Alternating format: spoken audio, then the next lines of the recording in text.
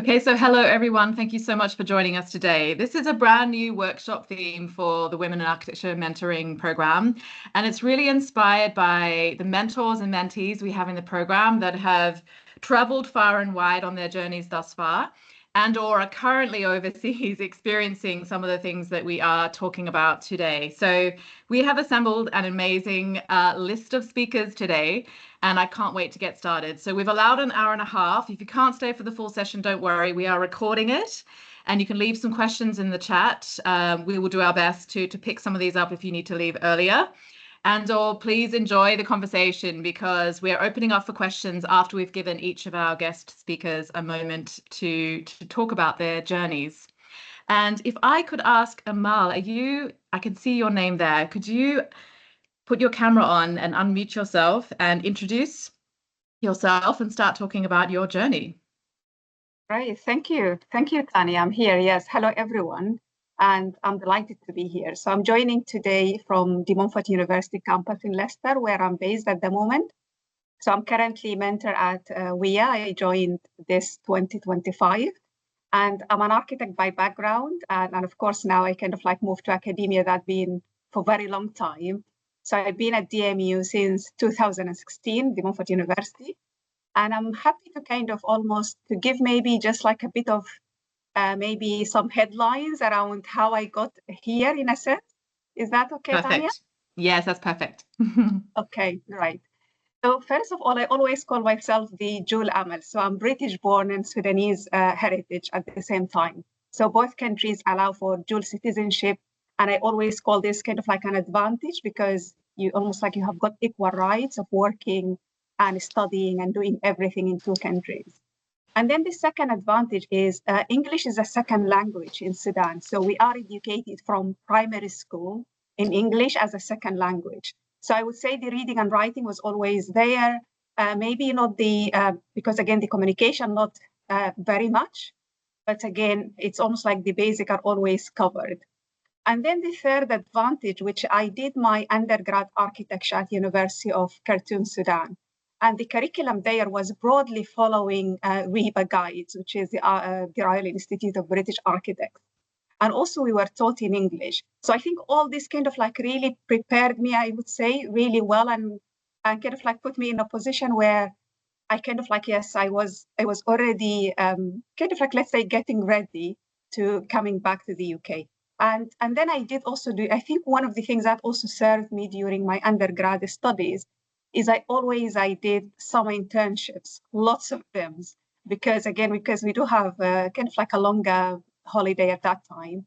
And I remember all my internships was always in construction sites, because I always thought I want to build my capacity around construction sites, around kind of like delivery, project management, and all this, because it wouldn't be covered as much in a school of architecture. So again, that kind of like really just to broaden my learning and everything. And usually in Sudan, when we finish our architecture degree, we do a registration in the Sudanese Council as graduate architects. And then after that, we're supposed to kind of like get some work experience and work, and then come and do full registration. So after that, I worked for full 4 years after my undergrad, and I worked in international companies. Again, I was very selective in terms of, okay, where I want to work, because I always had this idea, okay, it's better to be more internationally focused, it's better to be exposed to kind of like more international things. And then after those 4 years, I thought, I need to do something else. I need to do maybe some specialism. And this is where I decided that I'll come back to the UK and I will do a master's degree. So that's what I did. I did or like part 2 architecture.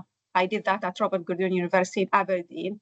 And it's actually during my dissertation, like when I did finish my master's degree, and then I was doing my dissertation, my kind of like supervisor nudged me during the dissertation. He said to me, "Are you considering doing a doctorate studies after you finish your master?" And I said, "I'm thinking about it, but not now. I want to get kind of like work experience. I want to get exposure. I want to get a job after my part 2 so that I can build my capacity." I didn't have any work experience in the UK, and I'm really ready for that one. So I think, yeah, that brings me to almost let's say the journey of actually looking for a job after I did my part two, because I thought, okay, I did my part two, I'm ready to get like a job as a architectural assistant, and it wasn't easy at all. So yeah, I think I always give myself a deadline. So I did kind of like looked for a total of 6 months, completely 6 months, just looking, applying for architectural assistant, let's say part two. But also I was very open. I said, okay, let me expand more. So even if there is something else and I can do, I remember I used to read the job specification and the person specification. And I was putting, because I said, okay, the first thing is actually just to get work experience. And after that, I can build from there.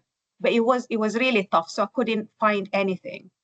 Then what I did is I came back. I said, okay, let me just reorganize. Let me reevaluate things and see, because I wasn't getting even an interview. So I said, okay, let me just see what I'm doing wrong here. Maybe something that needs to be modified or adjusted.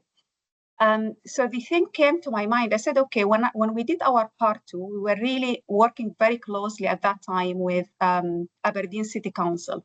So we worked with them on the master plan. We worked on, there was like a regeneration project at that time. So I was extremely familiar with all the work that they do in Aberdeen City Council through the master degree that I did. So what I did is I crafted a letter for them. There were like no job openings, nothing. I found their details online. I was looking for like a non-residential experience. So I found their details online and everything, and I crafted a letter to them. I remember I found the name of the director or the head at that time, head of section. It's called I think it's called non-residential section, something like that. So I emailed, I wrote like almost explaining what I have been doing, explaining how familiar I am with, let's say, with Aberdeen City Council. And then I said, I said, okay, I'm looking for an informal conversation just to see if there is any opportunities, if there is any ways to get some work experience. And to my surprise, they kind of like responded and said yes to that informal conversation. So I remember I went there, I met the head, who was extremely generous and it was really supportive in a way. So I kind of showed my work and I showed what I have been doing and everything. And although, as I said, like they didn't have any job openings or anything, but then they said to me, we are able to offer you maybe something like for 3 months period, not a full time, but at least that will give you exposure. And I said, yes, I was really happy. I said, absolutely, yes, I'll take that. And I think for me, that kind of like that was an opening door in a sense, because I was really just looking at an opening door. So that was an opening door moment. And in those 3 months, I remember I did like a rotation within the section. It was the architectural section. I tried everything. They mentored me on, like, let's say, different projects, different things we did. I did client meeting, I did tenders, planning, a bit of design, site visits, project documentation, all that. So kind of it gave me really, really good exposure around that one. So that kind of, yeah, bring me to almost, let's say, kind of like an end of maybe part two kind of thing. And I try to find other kind of like things, but again, the time at that, I think the time was really tough in a way for jobs or anything like that. So I said to myself, okay, let me go back to the idea of finding, let's say, finding a doctoral studies. Again, I'm someone who I like learning, generally speaking. I like learning, I like to read, I like to study. So I said, okay, the PhD is not a bad thing for me. It's something that I can do well. And I was aiming for a scholarship because, again, self-funding, I felt it would be too expensive to do that. So I was looking for PhD scholarships, which it takes time. So if you are someone aiming for a scholarship, just pace yourself. It takes time. So it's not something that you will find it in a day or two. And so I applied, and I got a scholarship that was funded by Research Council UK, which is one of the biggest funders for any doctoral studies. And I did it in the School of Built Environment, University of Salford. And at that time, I looked at this idea of green transition, sustainable transition, how that happening within architecture, built environment, and kind of like planning companies. So I looked at it from a company side. And again, during the PhD, because the PhD is usually, if you are doing it a full time, it's 3 to 4 years. If you are doing part time, it's more than that. So I was doing it full time. And during the time of the PhD, I said to myself, okay, let me build my capacity. I don't know what I will do next after the PhD, but I said, let me just build my capacity there because I'm here for 3 or 4 years. So I did a lot of work. I did a lot of kind of like, again, serving the PhD academic communities. I did teaching assistant, I did research assistant. I was a president for a student chapter looking at, let's say, architecture, built environment research within kind of like an international context. So I think those are the type of, let's say, it's kind of like the major stop or journeys that kind of like happened there. So I'll stop here, Tania, just to, because I don't know how to go in so much details, or is it just now enough for this stage? Well, I tell you what, I'm going to latch on to a couple of things that you said there. I mean, there were so many interesting aspects. But of course, the first one you played, it was very difficult for you to find work. And I think we've got a lot of people in the same situation at the moment. And then you took your own initiative and kind of offered yourself to a situation where, you know, they could have said no, but they did say yes in this instance. And yeah, so I guess just to describe a little bit more about the context for why it was so difficult. Did you get any feedback as to why you weren't getting even any interviews? Were you also liaising with recruitment agencies, that kind of thing? But also, like, what was really the impetus for you to then just go on your own and just create your own initiative, which then opened the door, like you just described? Yeah, I think the difficulty was, I think when I was applying for jobs, that was 2010. And that was just like really coming out of the, what is it called, like the economic downturn and all those kind of things. So it was, I think, for that reason. And I didn't involve any recruitment agency at that time. And I think if I do something different, I would do that. The other thing that I didn't do, which any university in the UK, they have a career service. And I didn't use the career service. I think maybe I wasn't very full aware of it or something like that. So I think, yeah, again, here, just like as a generic thing, if you are in a university here in the UK, for example, go to the career service. They do have a career service in each university, because I think having someone maybe just to check on you and to say what was going wrong, I didn't have that at all. So it's almost like I just took it by myself. I said, okay, maybe it's the economic downturn. And also I did check in with my colleagues who were like, we were in the same patch, let's say, and they were all struggling. So it wasn't something just unique to me. And I remember some of them, because they already did like a placement or something, so they were being offered. So they were already building some, let's say, relationship. They have got existing maybe work experience and so on and so forth. And I think the idea of almost like creating something or just try to see what is my options or what I have access to, that's something I think always served me really well from a very young age. So I always did that. Even when I remember I mentioned, like when I did my undergrad, I was doing some internships. And those some internships is always, again, really proactive approach, approaching so many different companies. And I'm always ready for people to say no. It's not a personal thing. I just say that's the situation, that's the capacity, that's it. So it's not a problem. And I always have a list of, okay, how many companies maybe I can approach or how many contacts I can do. So I applied that again to the Aberdeen setting at that time. I said, okay, yes, so I almost like said, let me go back to my master degree, because I thought that's the entry point is, okay, if there is anything that I can take forward and I can use. And I remember it was the work with Aberdeen City Council, the depth and the understanding of what they were doing, because of the studio that we were, it was run by the school at that time. And also I remember I was prepared for them to say no, but then at the same time, I was more hopeful, because generally speaking, local councils in the UK, they always have this focus on social value, although at that time it wasn't clear. But generally speaking, yes, local governments, public bodies, they do have interest in this idea of like social value. Can they offer opportunities? And if they can, they will always offer. So I think I was relying on that idea. Okay, they are local council, so hopefully they will say yes. But I want to latch onto another really important thing you said there is whilst you were doing your PhD and you managed to source some funding for that, which is brilliant. I mean, you're very, very proactive. We can hear just how driven you are, which is really amazing. But there's something you said there about whilst you were there, I'm going to build my capacity and look for other opportunities and see what else I can do. And I mean, I just love that approach to things. But I also would love to know, so now that you've endured that for yourself and now you're in a position where you're seeing other students move through, like what do you think universities could be doing more of? Tutors and supporting around the students could do more of, and or students can, like you've just said there with the careers advice that is available somewhere within the universities, definitely chase that down. But I'd love to know like your approach now that you're seeing it from the other side. Yes, so my approach is to start early. From first year, like for a student, I say to them, do not wait until you graduate.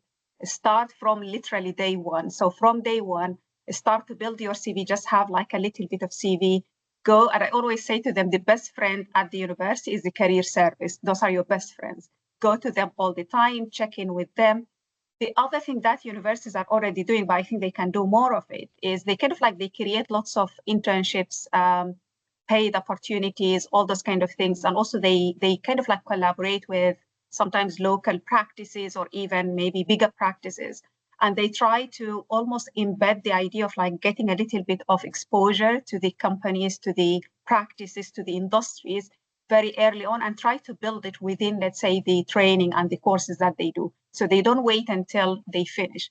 And although all this happens, some students, they kind of like select to wait until they finish. And we always see the struggle because we say to them, if you build it early, it's not easy. We know that UK as a country is a competitive market anyway, regardless of what profession you are in. So I think that's kind of like that's the context we need to acknowledge, the UK context itself. But then given that context, because the context is competitive, you are kind of like looking into international, let's say, not just actually UK people, but international as well. It's a very open country in that sense. So I think because of all that, the preparation has to start really, really early to understand how things are kind of like going. Currently, I always advise the students to kind of like get into LinkedIn from early on, just to understand how things are going, to go to, let's say, network events that happening within the professional bodies, joining any kind of like mentoring. There is, most universities, they do have internal mentoring programs, but we always say to them, go and expose yourself to external mentoring as well, because that will give them additional exposure and everything. So I would say generally start early as possible. And then also like just map what you have got access to. So sometimes you have got access to really good, maybe advisors or mentors, or maybe a service that you can do with. So we do all that. And the other thing that we do at the university, we always try to, we actually not try, we invite practitioners to come and give talks and to maybe share a case study and explain to the student about the employability skills, what they need to do, what they need to be on top of, what are the software, for example, that are being used. So if someone usually is early in their career, we always try to encourage them around kind of like software learning, digital learning, all those kind of things. So I think those are some of the, and I think it can be applicable even if you are not at the university at the moment, but maybe you are, let's say, changing a country or something. Because again, when you are changing a country, when you're changing a context, there is a big shift. So again, you almost like you have to build a new, what is it called? Like you build structural, not structure, but like networks. Yeah, networks of support. So for example, the work that you do at the moment, the women in architecture mentoring, I think that's kind of like what we call it like a support system, a very organized, you know what to expect, you will get exposure, you will get those relationships and so on and so forth. So I think, yeah, getting into those support networks to be able to get into the door, I think the starting point always is just, can you get the first point of contact or the first kind of like thing? And I think for colleagues who are maybe in a position where you have got a practice or you are someone who has got connection or something, maybe again, try to think about this idea of like giving people an opportunity, giving them a chance, and maybe just try them. And could be for at least for like as short as 1 week, maybe just to see how it goes. And maybe again, they can put it on their CV if they are someone coming from another country. in the UK, we always you get asked about the UK experience. So I think, again, if we are able just to offer that, that would help a lot. Thank you so much. And I can see there's a question that's been raised. If you could hold your questions until we've heard from all of the speakers, that would be amazing. So hold that thought. If you need to write it down, please do. So thank you so much, Amal. We'll come back to you with questions and a bit of back and forth with the rest of the guest speakers as well. So thank you so much for sharing your story. So Sara, are you on the call? I'm just looking for your name, Sara. Yes, I'm here. Can Beautiful. you hear me well? Yes. Yeah. So just make sure great. you've put your screen on so we can see you. Do you see me? My camera should be on. Okay, so I can't at the moment. Oh, there we are. Hi. Hi. So please introduce yourself and share your story. Hi, everyone. I'm Sara Ibrahim, and I'm, first of all, very happy to be among so many women and talented women. This is my first time being a mentor, part of the Women in Architecture, and it's been incredible so far. Just getting to know my mentees and other mentors like yourselves has been very, very fun. I'm currently, I work as the head of research with Lina Ghotmeh Architecture in Paris, and I have a very early baby business with my sister. It's an architectural practice called Susa. How did I get here? I guess it starts in the very beginning. I was born in Malmö in Sweden. I have an Iraqi heritage. Both of my parents moved to Malmö after the Gulf War in Baghdad in 1990. And so I grew up in a very kind of, it was called Rosengård, if anyone's familiar with it. But it's one of the first social housing communities outside of Malmö. And I often go back now, and it's a very beautiful place that unfortunately has kind of a negative image in media. But I was introduced to art and design through both of my parents. They're both artists, and grew up always going to exhibitions and galleries and actually physically making their artworks when both my sister and I were children. We decided as a family to move to Canada when I was around 11 to kind of expand and seek new experiences. And that is where I completed my high school and my bachelor experience at the University of Waterloo.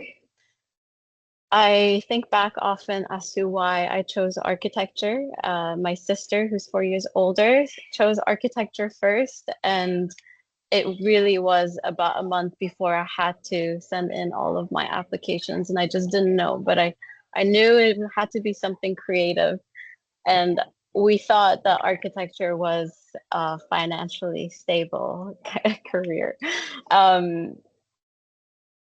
So I then started my bachelor experience at the University of Waterloo, which is a 5-year program.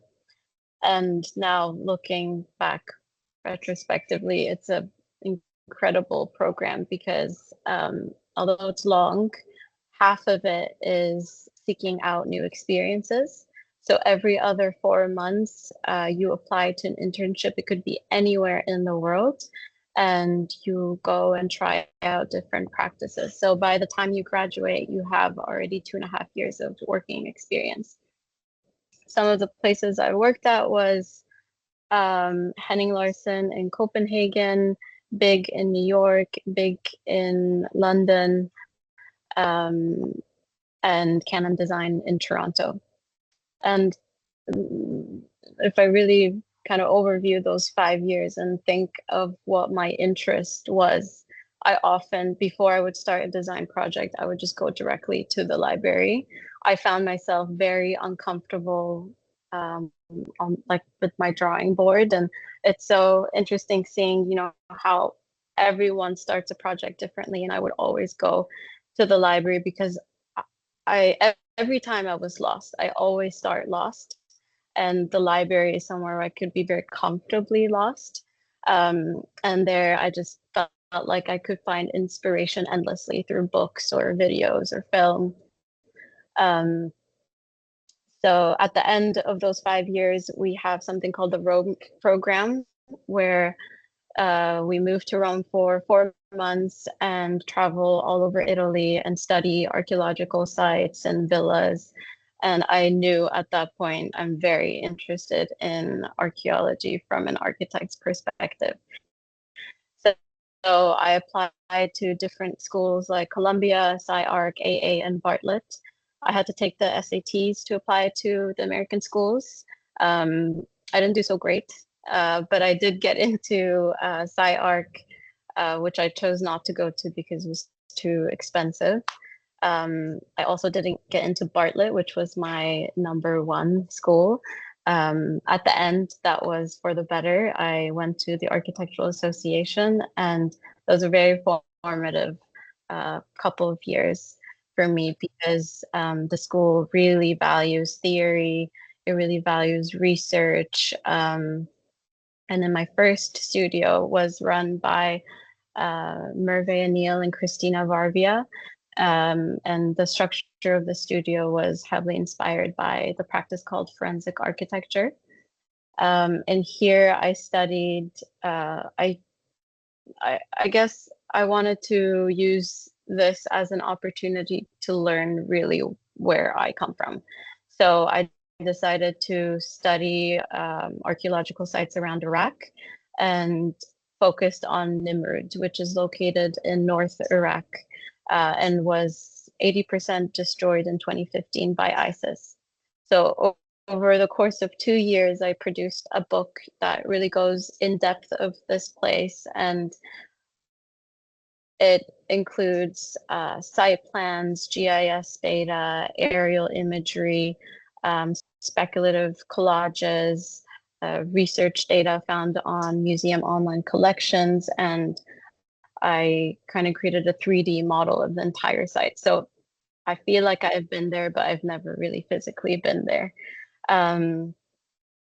So while I was doing all this research, I got in touch with a field worker who was on site, and his name is Brian Leon, and he is the project manager of the current team that have been there since 2016, and they work with the Museum Conservation Institute with the Smithsonian Institution and the State Boards of Antiquities and Heritage of Iraq. So it's a very close-knit collaboration between the US and Iraq. And when I finished my thesis, he said, you should join the team. We're looking to create a GIS database of Nimrud. It's never been done before.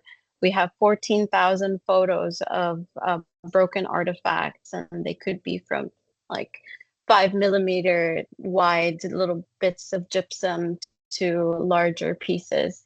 And so this was during COVID, and for about 8 months, I went through these 14,000 photos. I cataloged them, I plotted them into GIS, and kind of created a catalog, an online catalog. So I then handed that over to the field workers that are on site. So as they currently are working and taking more photos, they now have a place plot these images into GIS, and it becomes a way to sort of digitally preserve the site to show how it can continue onwards even after conflict. After that experience, I wish I could have continued, but it really was a short internship. I was in Toronto at the time, and my partner was in London, and I felt like I wanted to go back to London to not only get my Part 3, but also just continue living there. So I started working at a very well-respected practice that focused on museums, and I was there for about 1.5 years, and that was quite a difficult part of my career. It was a place that lacked of office culture and had quite toxic work hours. And I'm used to working very late hours, as anyone in architecture is, but this was every day for 1.5 years. And people didn't really talk to each other very much. They weren't engaging team building events. I also had a bit of a physical reaction to the space. Everything was very dark, but that was also part of the aesthetic of the brand of the place. But besides that, the work was incredible. We were doing really great work on museums all over the world. But it got to a point where I noticed change in my body, and not only in my mental health, but my physical health as well. And I was like, okay, I have to get out of here. There's no choice anymore. So I left and pursued my part 3, which I was doing full time really. And I felt like I had no choice but to pass, because I'm spending money on rent and living in London. And that was a very stressful time, but I got my part 3. And at that point, I had run out of money and I had to leave London. And I think that's a very common thing for creatives who are independent in London. It's very hard to sustain a life there, and it's quite sad actually. So I moved to Sweden. I moved back to where I grew up, and was looking for work for about 6, 7, 8 months. And I wasn't finding anything for most of that. But that's also partly because when I was applying, it was very focused. I knew I couldn't go back to anything that was similar to where I worked in the past. It had to be specific. It had to be different to what I was doing before. And that was a research position. So that meant I maybe had applied to 30 practices all over the world, but they were very focused positions. And after 7 months, and really had not much money left, but very lucky to be able to be somewhere like Sweden still. I got this job in Paris as a head of research with Lina Ghotmeh, and it's been really incredible since.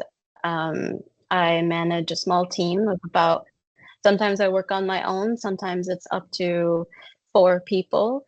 For example, we worked on a publication called Windows of Light, which really looks at light as a material and traces its history from the Big Bang to light bulbs to street lights to the effects of Las Vegas on our night skies and Starlink, but also highlights places around the world that don't have access to light. Another exciting project we just finished is we won the competition to renovate the Western Range of the British Museum. If you can imagine, there's a huge amount of research to be done to not only the collection there, but also the context of where these objects come from. And yeah, that's really where I'm at now. Yeah. It's a fascinating journey. And I love that you've come from this artistic family background, and so you're always going to fall into some sort of creative role. And the fact that your sister is also is she still in architecture? Yeah, so we run this young business called Sousa, and she's my second partner. And so how much in terms of so now you've gone down the research path, and you were very, very specific about, I now know this is what I want and I will stop at nothing to do it. So again, so I could hear how driven you are in that pursuit. But how much of the fact that you've traveled around the world, you've been involved in many different practices in terms of these internship opportunities, which is brilliant. I love the sound of that as part of the education, actually. But I guess the fact that you had seen so many practices could make you then decide upon, is this practice for me? Because I now know it's not just that I've seen one practice, I've seen many. So I now, there's a pattern that and then you've got this physical reaction to it. But so how much of the fact that you've traveled around and you've dealt with all these cultural, language, financial barriers, and how does that influence your research and what you choose to focus on? I guess it's a mix of intuition and I guess drive. With all of my decisions, I think I make the decisions intuitively. And by that, I mean, does it make me excited? Does it make me happy to work on it? Am I inspired by the people that may be in this room? Will I be challenged in this room? And the challenge is something I'm still trying to wrap my head around, because I want to feel like I'm constantly learning, but I also want to make sure that it's a safe space. And by safe, that means, do I feel like I can speak freely? Are women respected in this space? And yeah. But I love, again, you've got such clarity on the things that you need. And it sounds to me like you're then not afraid to, first of all, look for it, but second of all, ask for it. I think it's also therapy, a lot of therapy to help set boundaries between both my private life, my career. I really make sure not to give everything to my career, both my own business, but also the practice where I work now. Because if I give everything, then there's really nothing left of me, and my body will, like, physically will see changes, and my mental health won't be good. So it's really knowing how to set those boundaries. And I think once you set those boundaries, people understand. Everyone is in the same shoes. So it also helps really to talk to people around me. I'm really lucky to have a family that's sort of in the same field. And for example, my mother, she's really, always advocating for taking care of yourself and putting yourself first. And that comes from her own personal experience of giving too much to her career and then it being very detrimental to her health. So I've observed that and learned from it. And I know that there's always a way out where everyone feels respected and good work is still being produced. So I highly recommend therapy and speaking to people in your support system. I also have a great partner who's also an architect, so he understands the kind of the challenges that are in our practice. Yeah. And what would you say to people who might not even realize that research is something that architects could dive into and explore, and where and in which different avenues that might take them? What would you say to someone who might be thinking, actually, I haven't thought about this until today. Where do I look now? What could I be doing if I step into the research world? I think it starts with, are you interested in reading, whether it's fiction or nonfiction? Are you even someone who just collects books and sometimes will look through them? Are you on Pinterest a lot? Do reference stick in your head? Do you like going to exhibitions and galleries and museums?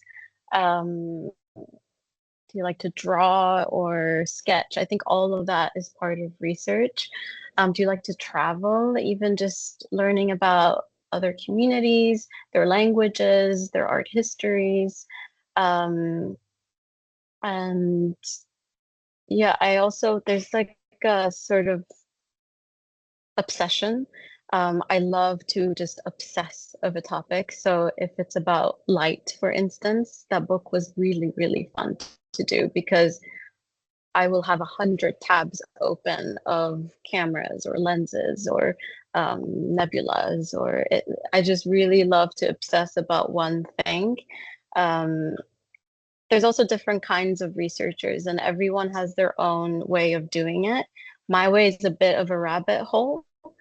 And sometimes it serves me and sometimes it doesn't. But I think all architects are somewhat interested in research because I do believe that good architecture should be should be rooted in its context. You should be aware of the history of the place. You should be aware of the communities that live here, the local materials, its vernacular architecture, the art that's been produced in this location over 500 years, the languages that have happened there. I think all of that should inform architecture. Mhm. I love the way you describe that. Yeah, great architecture is something that really responds well to some parameters and contextual situations, rather than it just being whimsical and and thoughtless and just something that could have been put anywhere and done by anyone. It just, yeah, I love the way you describe that. So thank you so much for sharing your journey, and I love the background that you have, by the way. It's very nice.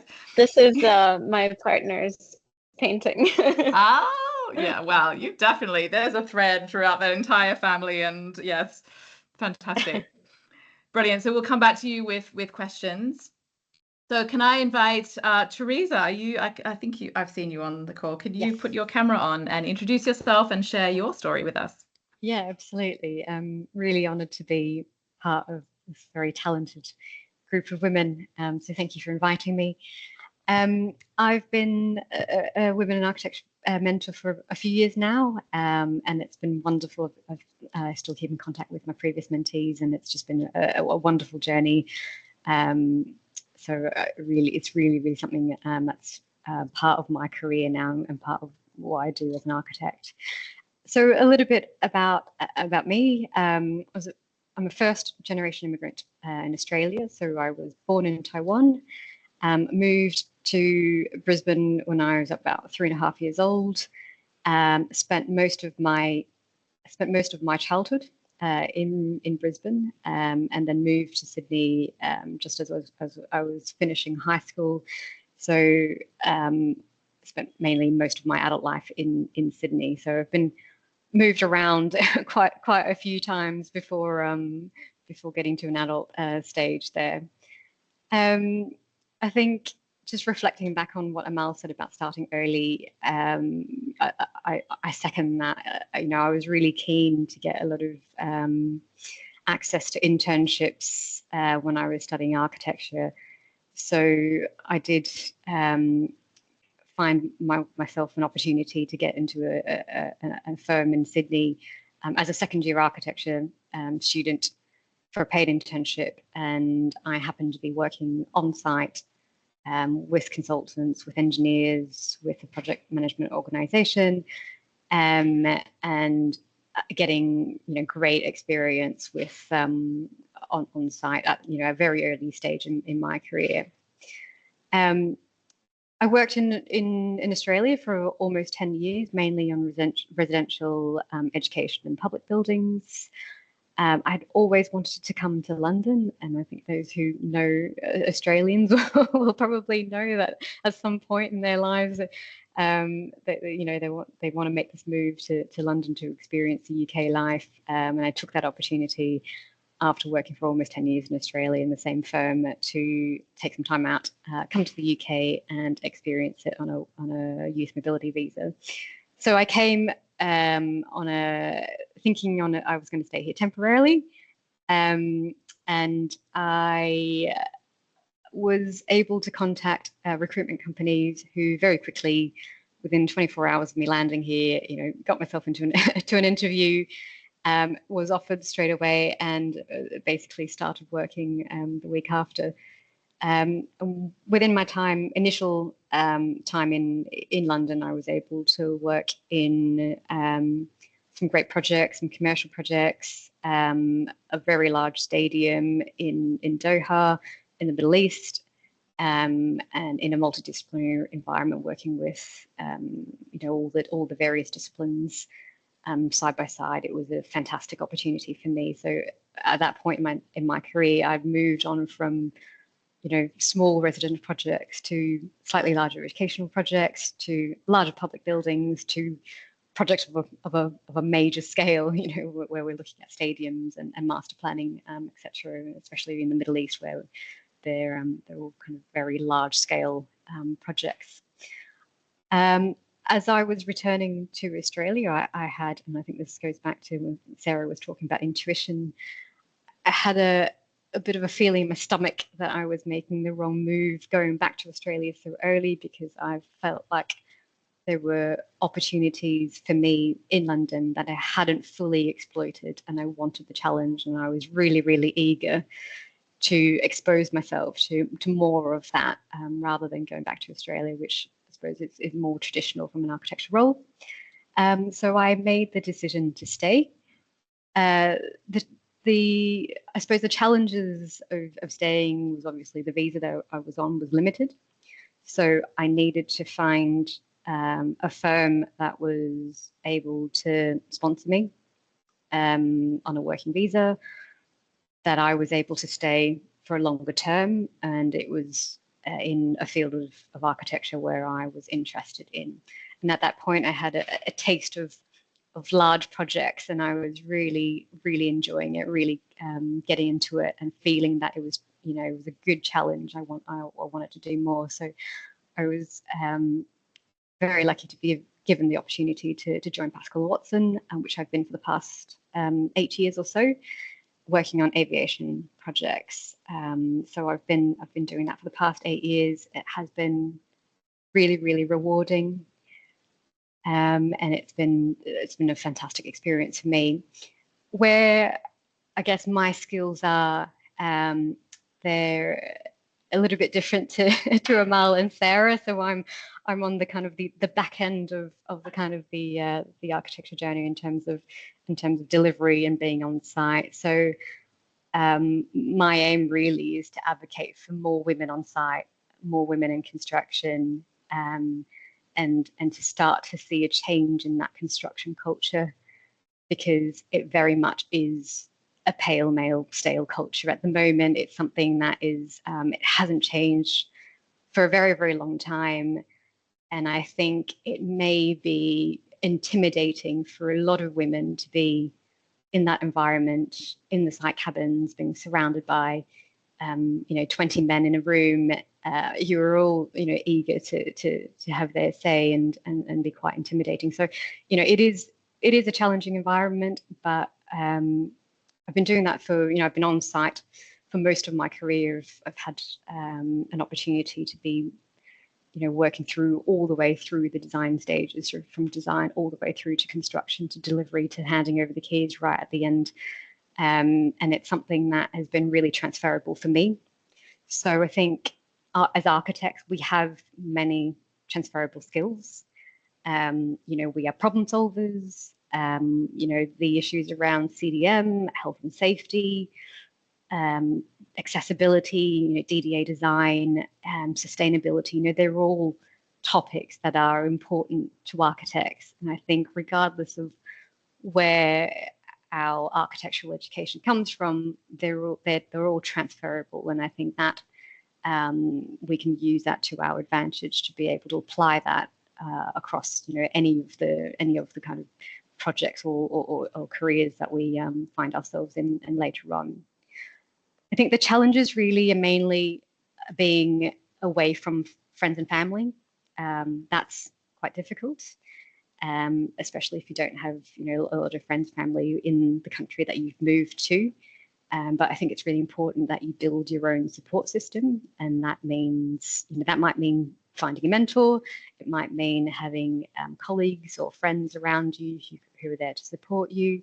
Amal mentioned there's careers advice from universities and things like that, but absolutely reach out to whoever you can get access to find that support, to build your support network. As an Australian working in the UK, I wasn't able to be AIRB registered because there wasn't any mutual recognition until last year. Basically, that came into force. So that allowed me to transfer my architectural registration from Australia to the UK. It's a humbling experience working in a different country because, I couldn't call myself an architect for a very long time. And even though I was taking on a very senior role, it was something that I still felt that was quite limiting, and that I didn't hold that architecture title, the architect title, until last year. Also, the thing is, when you first move into a different country, there is a level of, I suppose, you have to demonstrate your ability. You have to basically prove yourself. So in a lot of cases, I think people need to basically take a little bit of a demotion almost to basically get your foot in the door, and then be able to demonstrate, what you're able to do. for me, that certainly was the case. So I did have to take, a step back to be able to get myself in. But I think what was really important is if you put aside the titles and you focus on your future goals and what you want to achieve, that's a better way to reframe your mind in terms of, you've got a job now. It's something that you like, you enjoy doing. Speak to your company when you've got your appraisals and work through that career plan with them. I think the more able you are to articulate what you want to achieve and where you want to get to, I think you'd be surprised at how supportive some management staff are. And once you get that out, you can then find that support and they help you as well to achieve that. And that's certainly been the case for me for the past 8 years. I've been able to come in as a senior architect, move through to an associate level, and then now reaching a project director level where I'm essentially running my own teams up to about 40-odd architects. And that's been really, really rewarding. So yeah, that's a bit about me. That's you in a nutshell. And I can relate to so much of this story as a fellow Australian who had the desire to come to London and work on bigger and bigger projects, more complex over time, but having to take a demotion first and then prove yourself. So I can relate to so many aspects of this story. But in terms of the visa, I didn't have to go through a visa issue.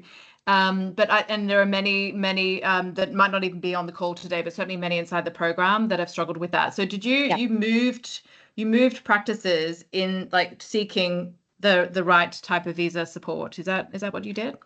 So I basically, when I came back, I found a contracting role just so I could pay the rent and still keep myself alive. But what I was doing was I was going around and interviewing because it was really important this time that I'd made the right decision, because I knew I would be locked in for a while. So I was quite clear in terms of what I wanted out of the company that I interviewed with. So firstly, I needed to be sponsored for a work visa. It was a role that I was particularly after, and a salary. So essentially, I didn't really want to waste their time. If they weren't able to provide that for me, then at least, it was clear. I ended up getting 3 offers, and it was quite difficult for me to make a decision. But that's amazing. But I think, it's really about articulating what you want. And I think it helps both sides, for yourself and your employer, to understand exactly what the expectations are. So when I came back, I wanted to stay here long term. I need the ability for the company to be able to sponsor me, which means that they have to have a sponsorship ability. So, I think they need to be signed up with the Home Office. They have to do labour market tests. So they needed to essentially advertise my role for 28 days to see if anyone else was more suitable who was based locally. So we had to do all of that to be able to demonstrate that actually no one could fill this role, and therefore, they had the ability to sponsor me. Unfortunately, Pascall Watson they're given a quota every year from the Home Office. They hadn't used up all their quota, so they were able to sponsor me, and it was fairly simple. I did have to be shipped home to Australia for 6 weeks while I was waiting on the outcome, and it was a terrifying time for me, because you basically, your whole life ahead of you, you're waiting on this decision on whether you were able to get this visa or not. But so certainly a very challenging time in my life, but it was something that, my company was 100%, supporting me and backing me on that. So I did get a lot of good support to be able to go through the processes, navigate the Home Office, and make sure, we ticked all the boxes, and I was able to get back on a work visa, which then essentially gave me 5 years before I could then apply for settlement. And also, I think the other really inspirational part of your story is the fact that, yes, you didn't have a title, you could not call yourself an architect, and yet you moved up the ranks, didn't you? So you were being promoted. It was clearly based on what you were doing, not your title. And I think so many people need to hear this, actually. And it's not all practices are willing. I agree, but where there are opportunities, I think if you could just talk a couple of minutes about that, that would be amazing. Yeah, absolutely. And I think you know, titles are, I think every company has to have titles, and I think that, you know, there's a need for it. But you know, for me, you know, I was previously an associate in Australia, so ideally, you know, that was where I started from and moved from when I came to the UK. I completely understood the fact that most architectural firms didn't want to hire management staff straight away without any kind of understanding of where you'd come from and your abilities. So I think there was a bit of compromise from my end in terms of, you know, that was fine from my perspective. But I think it was really important that you kind of put your titles aside and you still do what you can do to the best of your ability.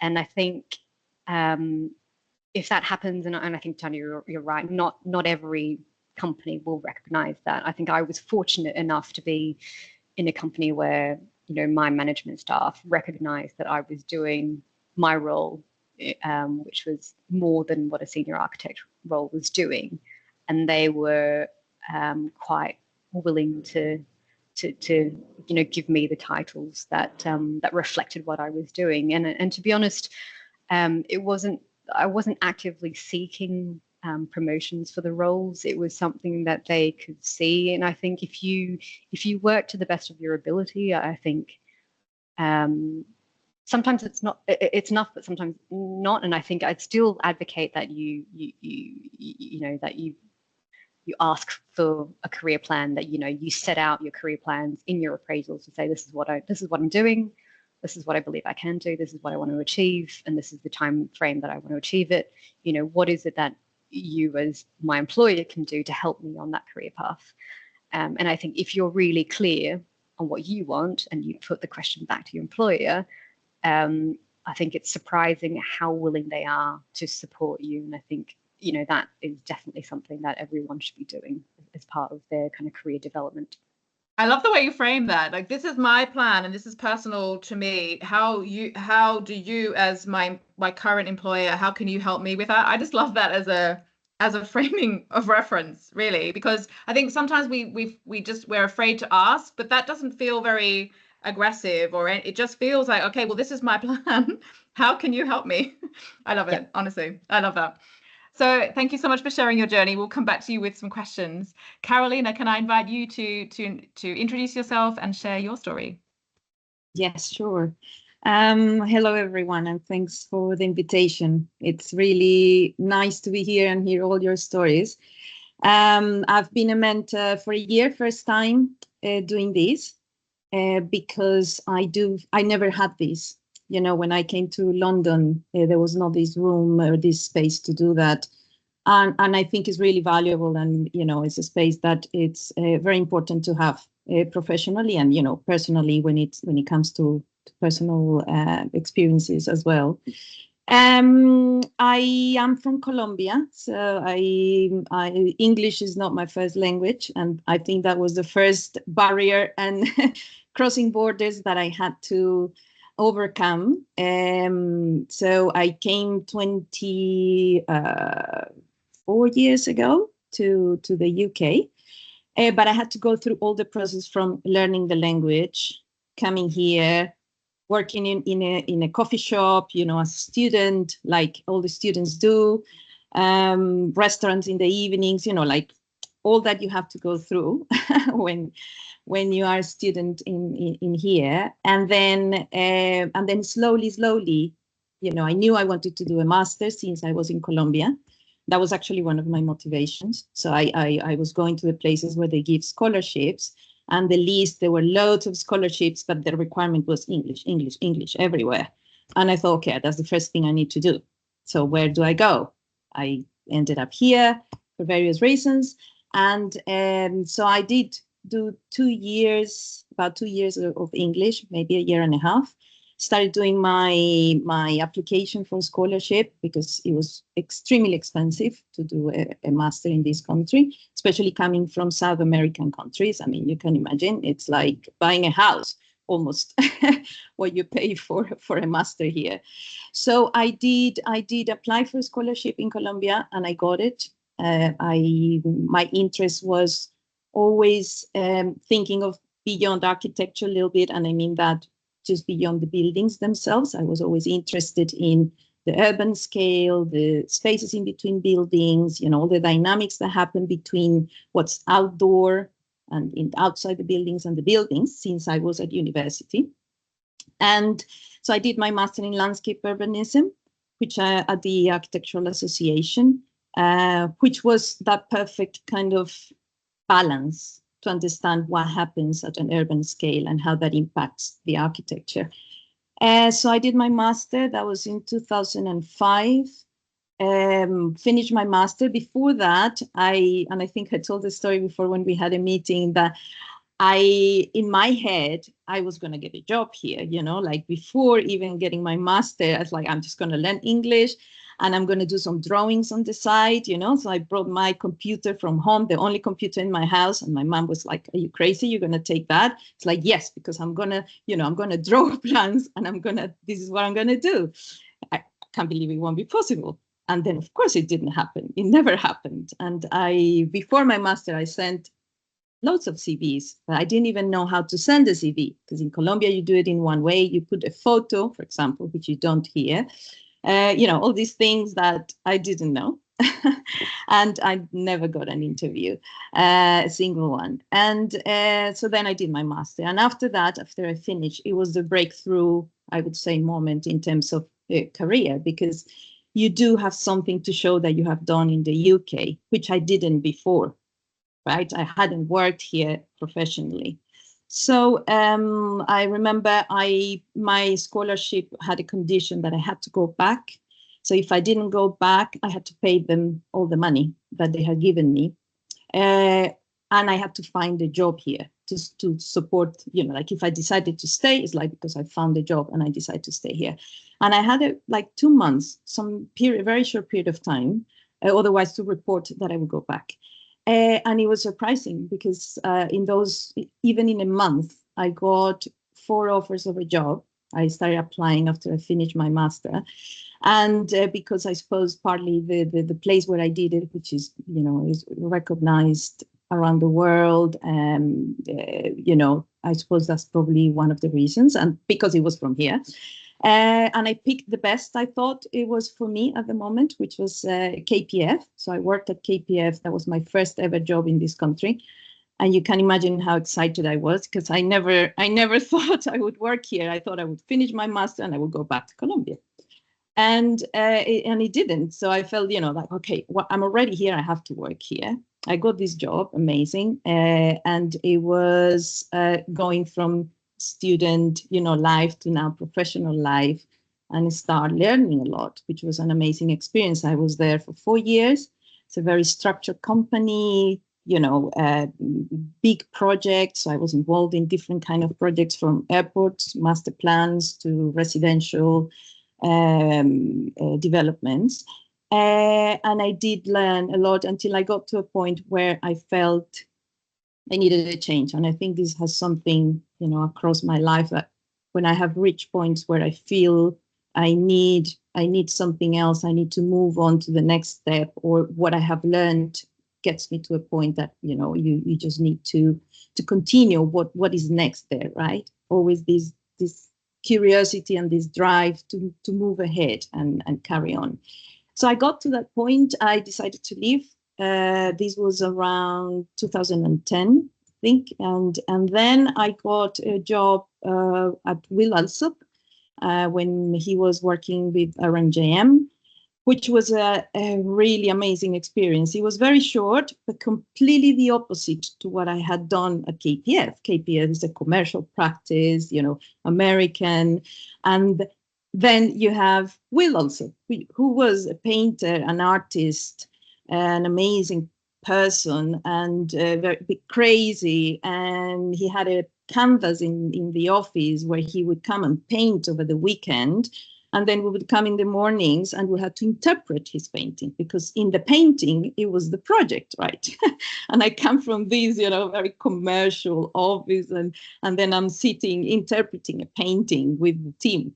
And then he would ask questions and we would start having a conversation about the painting. And then it'll be like, but look deeper, is there? And then you're like, you see these flowers and, his style, which was, but anyway, this was a very different experience. Smaller teams, smaller office. I met, at KPF, and then they're amazing people that I'm still in touch with, very good friends of mine.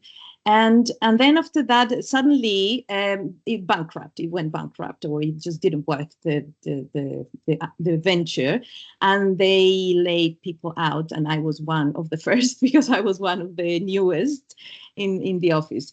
So anyway, after that, a very good friend of mine who I had worked with at KPF was at Zaha Hadid at the time. And they were looking for people with experience in airports. And I had worked in an airport, in the Abu Dhabi airport at KPF when I was there with her, actually. And so she said, look, Carolina, we are looking for people for a competition. So, do you want to join? It's just like a show. I said, yeah, of course. Oh, wow, yes. Okay, so I had an interview. Basically, I joined the competition. And then after that, I stayed 11 years. So I was at Zaha Hadid Architects for 11 years, which was also a fantastic experience, multicultural. Something across these three practices is that there were very few English people, except there were more there. But at KPF and Zaha Hadid, I think I can count with my hands, how many British people were there. So I was always surrounded by international people from all over the world, really. International projects. So what we were doing were, again, all over the world, fantastic people, very talented, young. There was a lot of competition as well. And but it kind of, you're constantly, as we were all saying, kind of proving yourself, like you can do it and you can do it better. And you are surrounded by amazing people, very talented, from all the consultants, the clients even.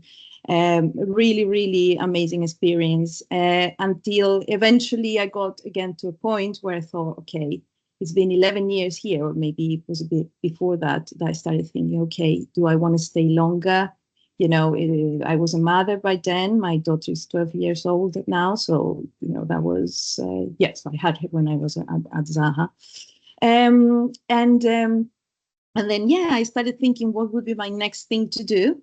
I was thinking of maybe changing slightly direction and going to more design management, or maybe starting on my own. But it was really like, I don't know if I would do that. But anyway, I was kind of testing what it could be. And then an opportunity came through some people that I knew I had met before, where they needed a consultant for a project in Kentish Town, and which was a public realm project.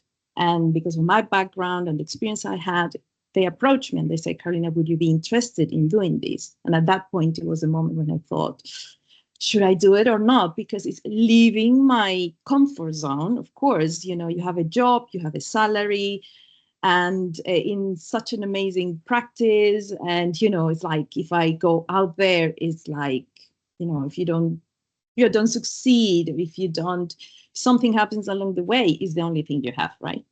But I guess my inner, or my drive, in the back of my mind, my desire to make a change, all this combination of elements pushed me to make that decision, and I did it, and I don't regret at all. So that was almost 3 years ago. It's been a journey of learning, of challenges, very, very different challenges than the ones that you have when you work in a practice, because you have to really go out there and break through and forget about your fears and network a lot, which has been for me difficult because I didn't have to do that before. And now I have to go to events and I have to introduce myself and I have to talk to people and I have to, it's been a journey. I had a coach as well, because at some point I got stuck and I was thinking, okay, man, now how do I do this? Yeah, after the project I did in Kentish Town, which was really good. And then I did another really good project with BIG. So we were collaborating with BIG in a master plan in Saudi Arabia. And those two, that was the beginning. But then there was a period where, it was not, things were not happening the way I thought. That's when I did the coaching, business coaching. And that was really helpful because it's really looking at the profession, but from the business side of it, which is a very different way of seeing it. It's like, how do you talk to clients? What do you tell them? How do you solve a problem for them? Because we are solving problems. When we are designing, it's a different problem, but when you are offering a service, you need to understand what they need and what would be valuable from you or your company that you can offer and can solve something, the problem they have. And this has been a really interesting journey, very different one with lots of learning challenges, moments that I think maybe I don't continue, maybe I just go back and I get employed, but then inside me it's like, no, you have to carry on and kind of what's the word? I can't remember the word, but kind of like redo yourself, if this didn't work, you try something else. And you're in a constant process of trial and error. And if that doesn't work, then you try a different way. And, and I bring this to when we are in an office and you feel frustrated, because I did feel frustrated in many situations, and you push through, you try and you do, but I do.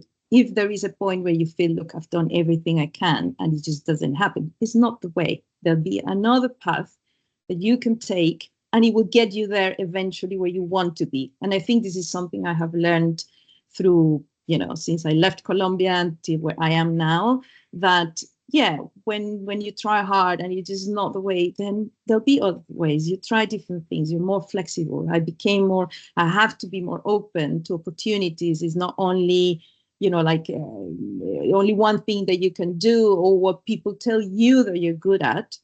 No, sometimes it's what you feel you're good at, what you enjoy, what your passion is. And even if sometimes feels that maybe it's not, maybe I shouldn't be doing this, I've been told I'm not a good designer, but you love design. It's like, no, okay, I'll try, I'll do this. And I have to convince myself that I'm not, not because somebody comes and tells me that I am not. So I think it's been a really amazing journey, all my, my personal life, professional life, to leave my country, to leave my family, to learn a new language, and then kind of go through all these obstacles that life gives you, right? But that's life. So that is my journey so far. So I love your story, and I love that it started with, I'm bringing my computer because of course I'm just going to step into a world where I work straight away. I'll need the computer, obviously. And I think there's definitely a thread there, but equally it's kind of matched by this, but if that doesn't work, I'll just go to the next door, or I'll create the next opportunity, or look for the next thing. And it's like that door isn't going to get in my way. I'm just going to look for another one. Is a theme I can definitely hear with you. Yeah, I think that has been, you feel fear because there is fear, right? And it's normal to feel that, if you want to do this. But I think just thinking in my inner drive, it's always there to just don't give up, right? It's like you have to try and you have to try and find different ways to do things. It's not always the same. And I think in my case, it's probably what has brought me to where I am, because I know a lot of cases of people that it's not given up, it's just not the place to be. London is difficult, it's a different culture, it's it's a different way of doing things. The weather is terrible in winter, so it's not easy to be here. And if I know friends of mine that have done their masters and have tried and then eventually go back to Colombia, they feel they want to be closer to their families. And it's not easy, but from the good and bad things I've had learned a lot, and I think it always makes you a bit better. We sometimes see difficulties as, the bad thing that happened to us, and the boss that doesn't recognize your work, or or whatever it is. But we learn a lot through these things, and through the hard experiences is when you probably learn the most, and you don't think you do. But it becomes stronger, you become more resilient, you become more resourceful. And I think that's something else, maybe from my culture, where there you just have to survive. You have to find ways to do things because it's our culture. This is how you manage to be there. So I feel I consider myself very resourceful. I find different ways to do things, and I eventually get what I want to be. So yeah, I think that's my message to all the women here, and everyone that has maybe felt at some point fear to leave where they are, or to try something new. That is very courageous, actually, for all of us to leave our countries and go somewhere else. So that's already a good sign, I suppose. And then to build on that courage and continue. And like you said, like you were surrounded by practices actually where it had a very international flavor, whereas of course if you move outside of London, that's less of the case. So that's harder still. Yes. Yeah. I'd love to open up for questions. I'd love everyone to turn their cameras on and put their hand up, or just take themselves off mute and ask a question. We've obviously heard some incredible stories. And we've got 15 minutes left or so. So does anyone want to ask a question, or will we just talk amongst ourselves?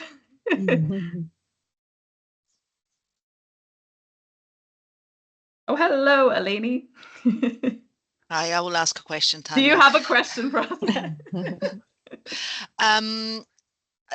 Look, I'm sitting here in admiration of what has been achieved collectively, and how how diverse the different careers have been, the different paths have been. And there are some words that came up again and again, words like intuition. Fantastic, it's a sign of emotional intelligence to be using your gut feeling. Curiosity, drive, fear. If you're not fearful about what fear makes you be more curious, I think. So that's all really fantastic. I'd like to maybe just ask a question about, I've often wondered, how open is the UK architecture world to this idea of crossing borders and crossing cultures. So I'd like to ask you whether you ever felt bias, you ever experienced bias within the architecture world in UK, and how did you manage to deal with it?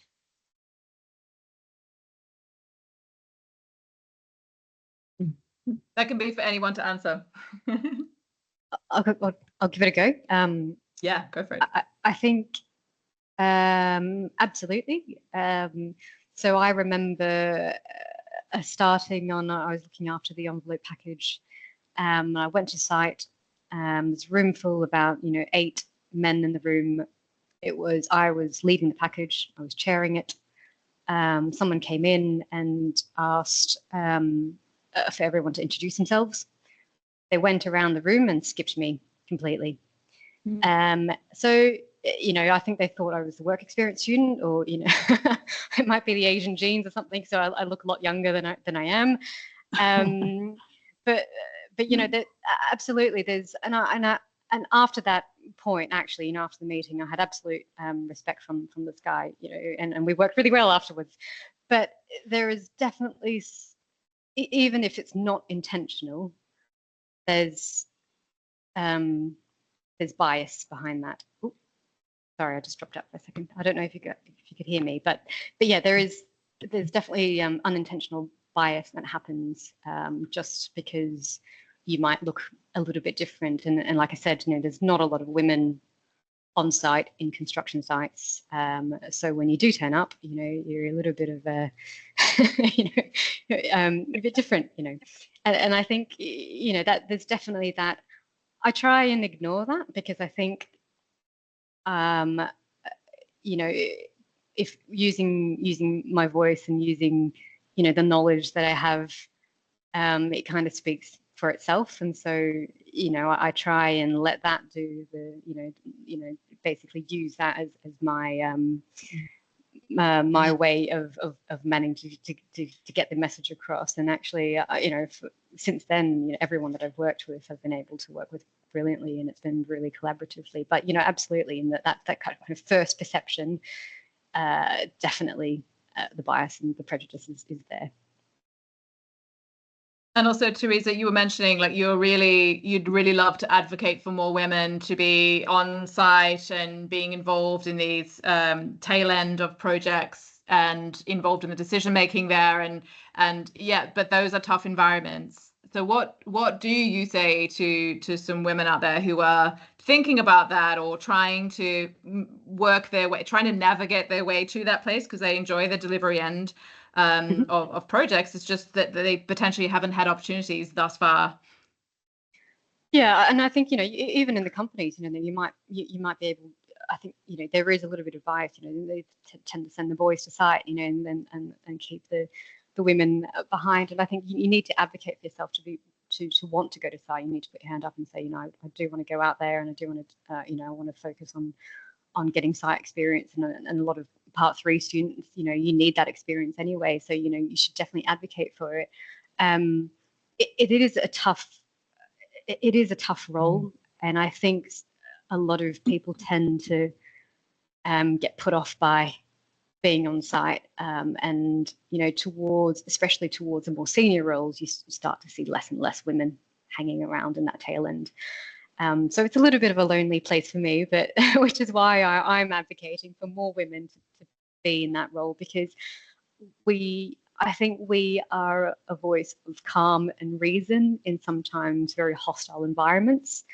And I think that can only be good for the project, and for the, you know, for what we're trying to achieve as, you know, collaboratively. And I think that really is something that is, you know, we should be working towards and making space for each other to be able to kind of move all the way through from the beginning of design all the way through to handover. Yeah, absolutely, 100%. Ivy, you've got a question. Hi. Just want to unmute yourself. Yeah. Oh, okay. Hi, everyone. Good afternoon. I mean, it's just been, we've had incredible speakers. Thank you very much, because your stories have really been inspiring, and I've just sat down here and I've just been writing. I mean, I came over from Nigeria into the UK, but I think one of the things I've picked up from a lot of your stories is your resilience and the lack of letting anything deter you. So I studied architecture back in Nigeria, but as soon as I came in for my master's in architecture and realized the slight variance to my learning, I immediately decided to defer that admission and switch over into project management, because I had the opportunity of working with expatriate project managers during my internship. So there was a bit of understanding in that space. So I just swerved myself into that. But just sitting down and hearing everyone's story, I mean, architecture is something that is close to my heart. Hence why, even though I'm in project management, there are still elements of construction in it. But I think my positioning, I wouldn't say has been too right. And so I have picked a lot from what people are saying. So my question then is, are there still opportunities to register for the Women in Architecture Mentoring Program? If so, I mean, considering I'm not currently practicing, although my job entails me interpreting drawings, doing some site work, are there still opportunities to join that mentoring program? I've been practicing, I've been a project manager now for over 15 years, but I know where my passion sits, it's around construction. So just hearing that there are opportunities for female, and indeed, I agree with you. Even when I go to meetings, sometimes I'm either the only colored person or the only female among the circle, but it is quite a strong and male-dominated environment. So how does one navigate that? I want to get involved a lot more with what's going on and learn as much as I can, and equally take that learning to pivot myself into whatsoever opportunities lies out there. So how would I need to navigate that? So I'll let Theresa answer that, but just in terms of the mentoring program, we're running it every single year. We're coming up to the tail end of it this year, but the applications will open in October for next year's program, because we take a couple of months to pair everybody, and because it's quite a process. So yeah, you apply in October and it will start in January. So yes, please apply. It's for architects and really any professional students to professionals in the built environment space. And so we've had some incredible people in this year's program and in previous years. So yes, you must join us. Theresa, what do you suggest to navigate? Well, I think Ivy, I've had mentees who have gone from architecture to project management to now to construction law. So it's absolutely, they're all applicable in terms of the advice, and it's a two-way street as well. The stories and what I've learned from my mentees is I think is just as inspiring to me as the other way around, I think. So don't let that stop you from applying for it when it comes out next. It is a difficult and as I said, sometimes lonely place to be, the only female in construction. I am heartened by the fact that there are more, and I think as part of my mentoring role, not only within women in architecture, but also as now my project director role in my company, I am actively trying to bring our female architects and empower them to go to site and be able to take on those difficult roles, because I think and also let them know that they've got the support of the company behind them as well, so they're never left alone. I've sort of had to navigate it on my own a little bit, and I know how challenging that is, especially on your mental health sometimes. It's not an easy space to be in, but it's really part of, you need the support behind you. You need the team there to be able to back you up, so that you're never really left. You don't feel cornered, because sometimes you do feel that way, and I think it's a tough place to be. Thank you so much. Thank Definitely you. Going for support. Tania, you've got a question for us. You raised your hand earlier as well, so thank you for being patient. Yeah, that's okay. Just following the previous question, what's the process of applying to the program, and would there be an opportunity to choose a mentor? How is it happening, in more detail? Sure. So mentors and mentees apply, and there's a very detailed form to fill in, and we encourage you to be as specific as you can about what you're looking for if you're a mentee. Equally as a mentor, what you're looking for in a mentee. So we try and do the pairings according to what everyone is looking to find, if you see what I mean. And there's lots of different criteria for that. You can explain the sector that you're in. You can change the area that you'd like to move into, what level of experience you are now, when you want to get to, different character types, and how you receive feedback. So there's many different ways that we can pair you with the right mentor and mentee. So yeah, but that's why we take a couple of months to do that, because it's quite a process. So yeah, if you just get involved in Women in Architecture, make sure you're on the mailing list, or at least follow, then you'll for sure see the advertisements coming around in September, October, and okay, cool. Apply. So it is open, very open. Yeah, so thank you for your interest. So Marta, hi, do you have a question for us? Or Maria, sorry, Maria. My eyes are failing me. Is that me, Maria Rosa? That's you, sorry. Yeah. Hello, thanks everyone for all your stories. Thanks for sharing. It's been very inspiring, especially thanks to Carolina. I'm from South America too. So you have touched a bit of my heart and my roots. I wanted to ask all of you, if somebody has gone through this journey, was also becoming a mom. I'm happy. It happens to me that I'm traveling. It took me 7 years to land a job in architecture here in the UK because I didn't have any UK experience, despite applying lots. And I'm on my first year in a construction management company, and I do want to get my title recognized here to be able to be called an architect, and also because I like designing more than, and at the moment I'm an architectural technician, which is a job that I took, but I don't necessarily love because I don't like just drawing technical drawings. I like the designing part and the human part and the client, like chatting with people side of architecture and solving their problems. And I feel that I'm embarked in a journey into becoming a chartered architectural technician when I don't want to do that. But whilst being a mom, my time is really tight. I do a full-time job, and then I have my boy who is 3 years old. And when I moved here, also COVID hit. 2 years was shut. Couldn't move jobs. I found a job in an air conditioning company doing their technical drawings because I knew AutoCAD. That's how I tried to stay here. And yeah, at times I feel I want to go back to South America, where I was doing great, honestly. And but now I have my family here.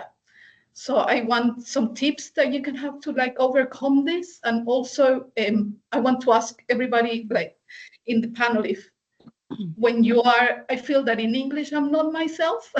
I don't know if that makes sense. I don't feel that's me. I used to be like really strong. I used to be on site.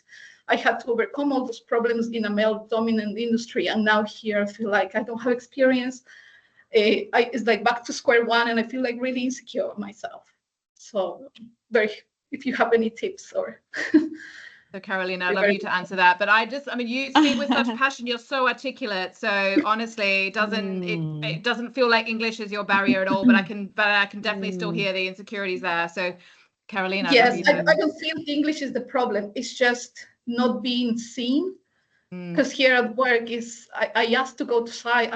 I asked to be involved in the meetings, and then I'm asked just to do some stuff like, can you do these drawings? Can you print this stuff? And it's like, I do know architecture, so I can do so much more than this if only you would see and let me. Yes. Yeah. I can totally relate, Maria Rosa. I mean, I understand exactly where you are, because one of the things that I emphasize a lot is we come through moments of fear, right? Of leave where you are or make changes in your life, which we have experienced. And I can see you reach a point where you can't take it anymore, right? It's not something you enjoy.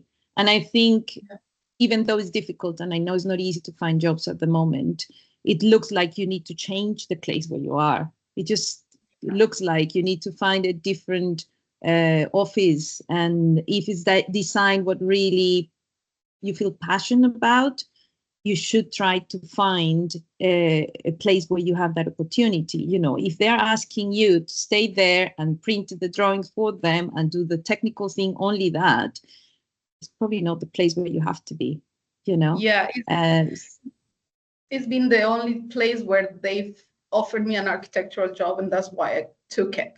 And now it's been a year, and I'm applying to other places, and I'm really hoping to get another.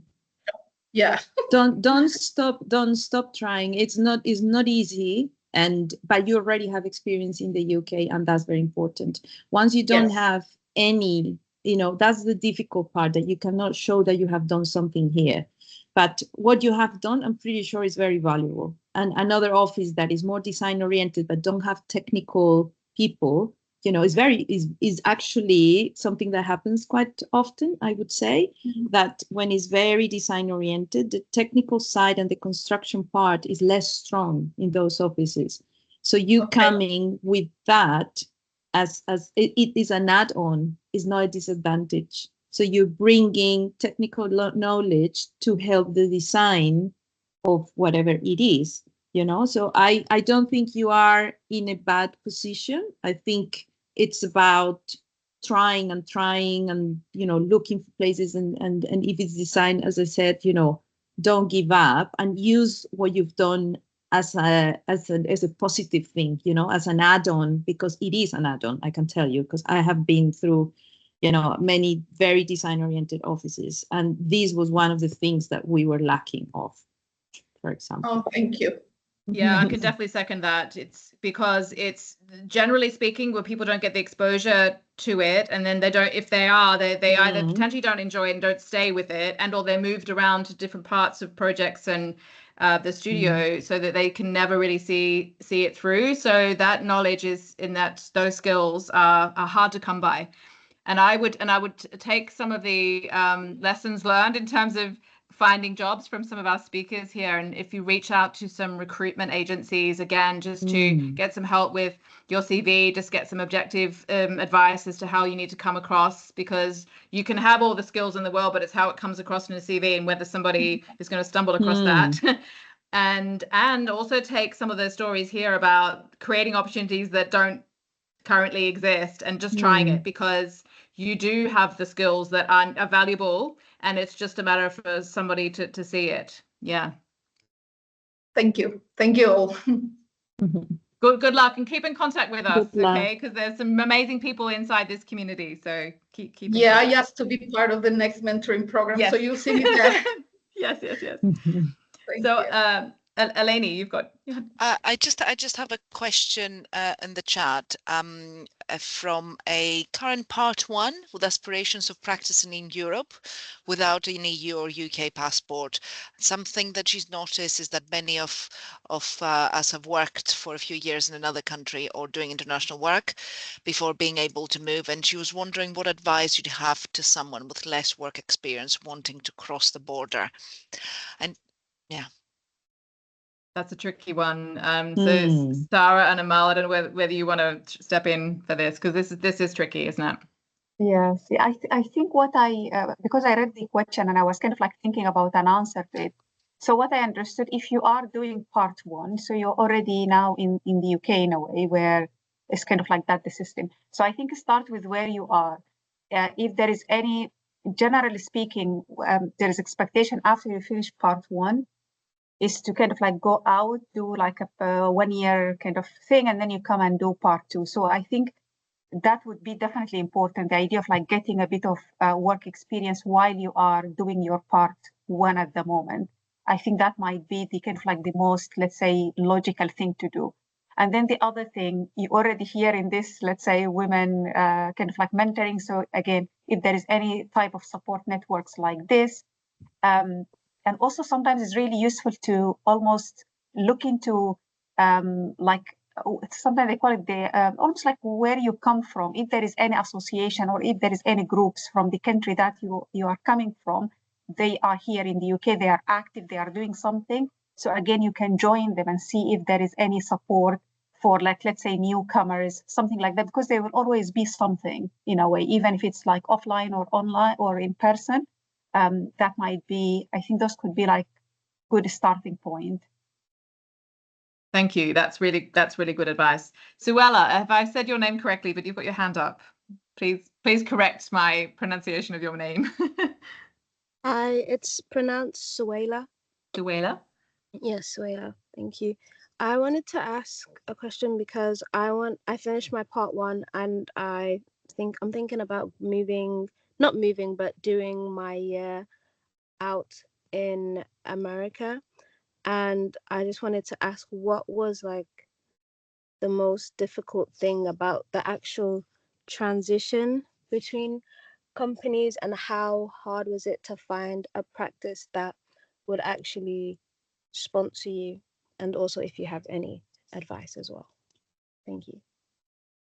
So who would like to tackle that one? Sarah's disappeared from my screen, so maybe this is Theresa. Yeah, I mean, I don't really have any experience in the US. It's always a difficult one with sponsorship. I mean, what I did was, I was lucky enough to be able to work I still had 6 months left on my working holiday visa, on my youth mobility visa, before I needed to be sponsored. And I used that 6 months to essentially demonstrate that I was able to do, what I said I could. So that I did get the backing of the board to support me and sponsor me. It is difficult, especially when you're in a more junior role.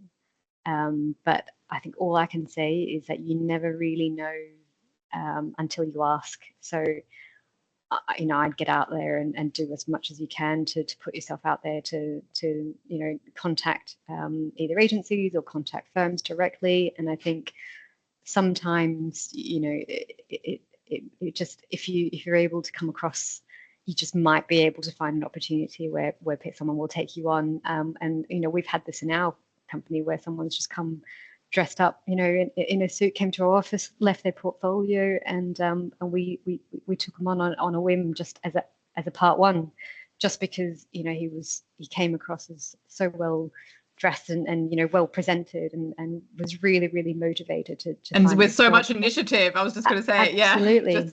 Yeah, and it was, we took a punt, and it's been, and he's actually now doing his apprenticeship through us, and it's just creating as many opportunities as you can. Sorry, could I say, how did you find the agencies to help you find a job? So employment agencies, there's quite a lot of employment agencies around, and I think a quick search online, there's usually advertisements, and then usually if you do apply through one, you'll be able to speak to someone. And you can ask them what's available. They usually will call you and ask you for a little bit more information on what your background and what you're looking for. So definitely use the recruitment agencies to see what available opportunities there are. And also there are some that specifically deal with the built environment and architecture. So definitely zoom in on the ones that are specialized, I would say, first and foremost. So Sara, now that you've heard some of these other stories, I'd love to just hear any last reflections from you on what you've heard others talking about and some of the questions. Just to also expand on what everyone is saying is I'm a big supporter of cold calls. Most of my jobs in the past were actually not through Design Jobs or Indeed or LinkedIn. They were just literally Googling London architecture studio environment design research, and then see which websites come up. I go to their office page. Do I like their work? And if I like their work, I then go find their email. I copy that email, paste it in. I attach my CV, I write a cover letter and my portfolio, and I express why I want to work here and what I'm looking for. And that is how I found, if not actually all of my jobs, is cold calls or cold emails. If I don't hear a response, I send a follow-up after a week. If I still don't hear a response, I call them if I really want to go there. Another advice I have is, if you can't physically cross the border, is to find a way to freelance, perhaps with a studio. So, and for me personally, that started during COVID, where I really needed to keep working to sustain my life financially. So I would do these cold emails, and that resulted in freelance jobs. So I would work from home in studios in New York or London or even Saudi Arabia. So if you physically can't make it because of your finances or visas or passports, I highly recommend also searching for freelance work. Because again, that can put you in locations before you need to get there, and then gives you some of this local experience and exposure. And then you're obviously needing to liaise with different members of the studio in order to get the work done, and you're building those connections.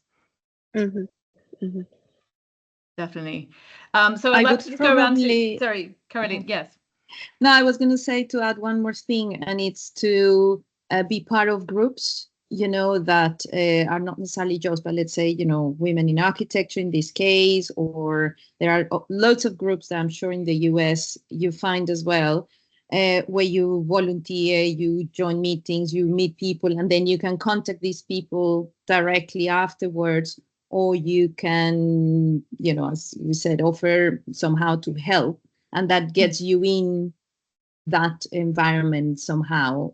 I mean, ideally, if you're physically there is the best way, but if you can't, you could do it that way too, you know, to get in networks of people. And maybe you find officers who have offices in the States, you know, like, exactly. you know, KPF has offices, I mean, it's based out of the US, and a lot of companies will look at doing, you know, short-term transfers to, it's a foot in the door, isn't it? So you can do a transfer across to the US that way. And so maybe it's just looking, you know, broadening or looking specifically for officers who have that presence in the US.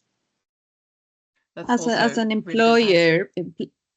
employer, you would like to see that person is very proactive, no? That has tried different things, and even if it's a volunteering job, it shows initiative, and that's a positive thing, rather than doing nothing, no? And so I think that, yeah, definitely is a good thing to do. So thank you, everyone. So all our guest speakers, you've shared your stories with us, and you've gone into such depth, and you've been really honest and open, and we really appreciate that. And this recording will be, well, the links will be sent to everyone inside the program and will be posted online. So I know that this is going to be one of those recordings that is watched over and over again. So thank you so much, and for the questions and for attending and all of that. So yes, please look out for what we're doing in the Women in Architecture mentoring program. And thank you so much. And we'll see you again soon, hopefully. Thank you. Thank you. Thanks, Bye, everyone. Bye. Bye. Thank you. Bye. Yeah.